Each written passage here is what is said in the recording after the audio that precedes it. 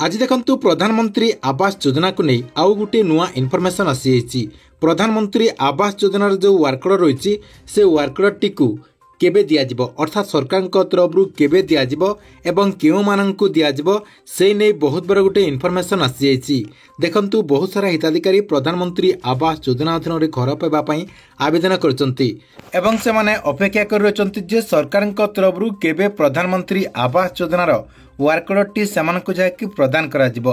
आज किंतु से नहीं गोटे बहुत बड़ इनफॉरमेशन आसी आपण जहाँकि प्रधानमंत्री आवास योजनार वर्कड टी केबे पाई परिबे एवं केउ माननकु दियाजिबो से नहीं बहुत बड़ गोटे इनफॉरमेशन आसी जहाँकि आपणको मु ए वीडियो माध्यम रे से नहीं पूरा इनफॉरमेशन जणै देबी सेति आपण माने वीडियोटी को बिना स्किप करके शेष पर्यंत देखंतु। ता पूर्व वीडियो को गोटे लाइक कर दियंतु एवं जो माने चैनल को एजाए सब्सक्राइब करनांती चैनल टी को सब्सक्राइब कर दियंतु।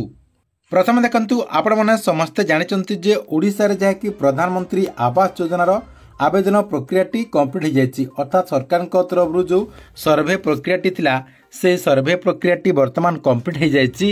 एबे आपणकर नुआ गोटे अपडेट आसी सरकार तरफ केबे प्रधानमंत्री आवास योजनार घरटी दियाजिबो से नहीं बहुत बड़ा गोटे घोषणा करा जायछि। एठी आपणको मो स्क्रीन माध्यम रे देखंतु देखे देउछि एठी देखंतु आपणकर अपडेट होइछि आवास हिताधिकारीक पई खुशी खबर नवेम्बर मासरू आरंभ हेबो पीएम आवास योजना बंटन प्रक्रिया पर्यायक्रमे लोकंकु दियाजिबो आवास घर एने ग्राम उन्नयन मंत्री रवि नारायण नायक सूचना देचंती।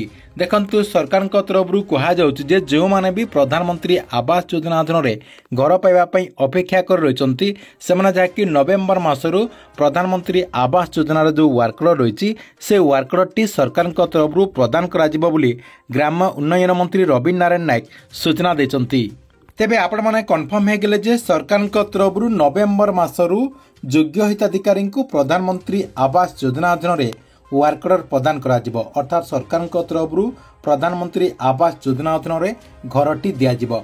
तेबे केउ माननकु दियाजिवो ता सहित आपण माननकु प्रधानमंत्री आवास योजना अधीन रे घर मिलला कि नाही आपण माने केमिति जानि परिबे।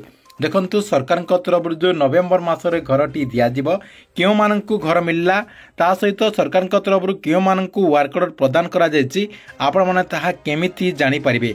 देखंतु ताहा जानिबा पई मध्य आपणकर इजी प्रोसेस रहिछि। जदि आपणको प्रधानमंत्री आवास योजना अधीन रे घरटी दियाजिवो आपण जायकि सेही प्रोसेस रे जानि परिबे जे आपणको सरकार तरफ घरटी दिया जायछि कि नाही। सेथिपई आपण कण करिवे ए वीडियो डिस्क्रिप्शन रे म गोटे लिंक दे देछि से लिंक रो आपण क्लिक करके सीधा सलक ए पेज टी को आसी जिवे। आसी गला परे आपण कण करिवे टिके तलक को नै जिवे। देखंतु ए पेज टी को आसी गला परे आपण टिके तलक को नै जिवे। जदि आपण प्रधानमंत्री आवास योजना अधीन रे घर पाइचंती ताहले आपण एठी आपणकर जो वर्कड रहिछि से वर्कड टी को डाउनलोड करि परिबे। एठी आपणकर देखंतु लेखायछि गृहर कार्यदेश आपण जदि प्रधानमंत्री आवास योजना अधीन रे नवेम्बर मासरे वर्कड टी जदि पाइथिबे अर्थात आपणको नारे जदि वर्कड क्रिएट करा जायथिबा किंबा आपणको प्रधानमंत्री आवास योजना अधीन रे घर दिया जायथिबो ताहले आपण एठी क्लिक करिकि आपणकर आधार नंबर देकी आपणकर वर्कड टी को आपण जायकि चेक करि परिबे।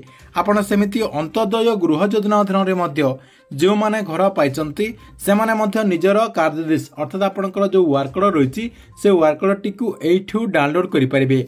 ठीक अछि एथिला आपणक पई प्रधानमंत्री आवास योजना को नै बहुत बड़ गोटे इनफॉरमेशन। आपणको वीडियोटी केमति लागिला कमेंट बॉक्स रे निश्चय गोटे कमेंट करंतु एवं प्रत्येक दिन गवर्नमेंट रो नुआ नुआ योजना गुड़िकर अपडेट गुड़िक जानिबा पई चाहूतिले हमर ए जो चैनल रहिछि ए चैनल टी को सब्सक्राइब करके रेगुलर देखुतांतु।